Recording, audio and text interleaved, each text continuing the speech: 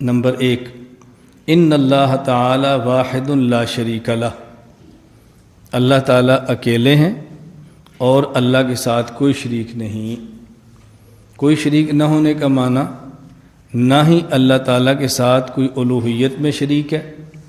کہ اللہ کے علاوہ کسی اور کی عبادت کی گنجائش ہو،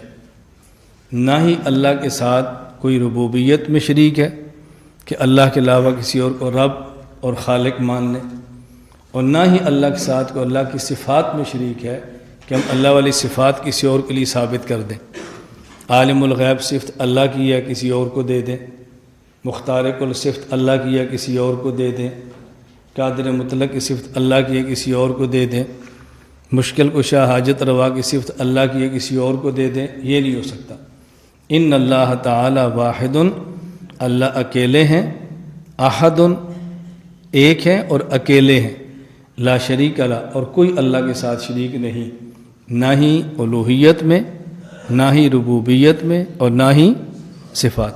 اس لیے کہتے ہیں کہ توحید کی 3 قسمیں ہیں، ایک ہے توحید فی الالوہیت، اور ایک ہے توحید فی الربوبیت، اور ایک ہے توحید فی الصفات۔ اللہ تعالیٰ تینوں کے اندر وحدہ لا شریک ہے۔